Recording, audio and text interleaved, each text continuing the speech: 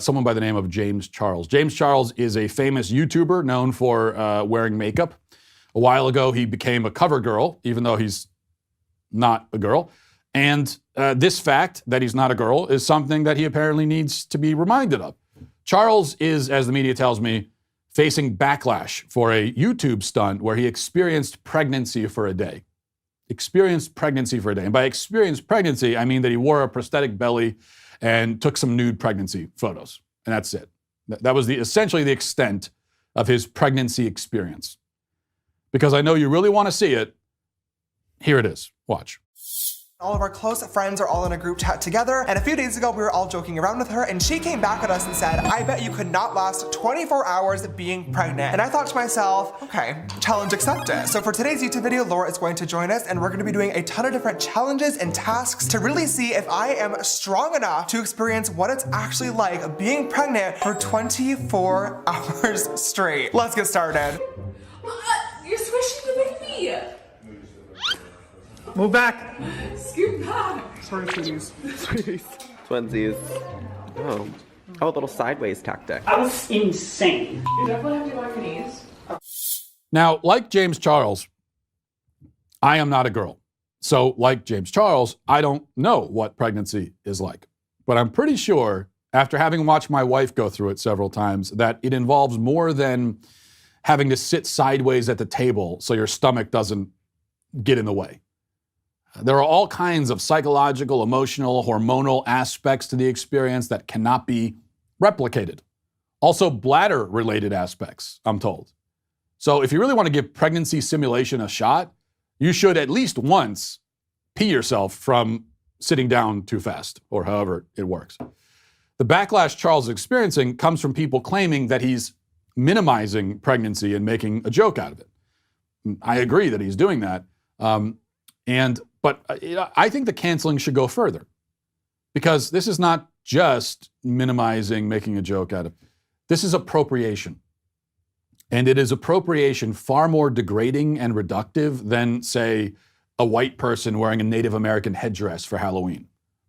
So he should receive a consequence at least as harsh as the one we would dole out for the person on Halloween wearing that costume. The rules should be applied consistently. I am a firm believer that the left should be required to live by its own standards. Now, in this case, though, it really is appropriation, okay? And it's part of a larger cultural trend wherein men are claiming womanhood for themselves, turning womanhood into a costume they can wear, claiming female spaces for their own, taking what rightfully belongs to women. In fact, the only kind of identity that is actually being appropriated in this culture is womanhood. It's not possible, actually, to appropriate a culture. That doesn't exist. Cultures are fluid. Cultures are ever-changing. Culture is a human construction. Culture is always influenced and always influencing others. That's the nature of culture. It cannot be taken. It can't be stolen. Somebody participating in your culture is not at all infringing on your ability to experience your own culture for yourself in its fullness. Cultural appropriation doesn't exist. Yet it's the appropriation that we hear the most about. Female appropriation does exist, yet we hear almost nothing about it. Despite what we're told, sex is not fluid. It is not a construct. It is not a societal invention, unlike culture. What's more, a man participating in womanhood is depriving women of their ability to experience it in its fullness. For example, a man who participates in female sports is effectively taking female sports away from females. And on a deeper level, girls are raised in the belief that their identity, their femininity, their girlhood is mutable, changeable, superficial. I ask the famous question all the time, what is a woman? Well, we live in a culture that cannot answer that question. Therefore, girls are brought up in this culture deprived of an identity that has meaning, deprived of a definable identity. That's the consequence of female appropriation. It's serious, it's real. Everything the left says about cultural appropriation applies here. It doesn't apply there, but it applies here. James Charles is a womanhood appropriator of long standing.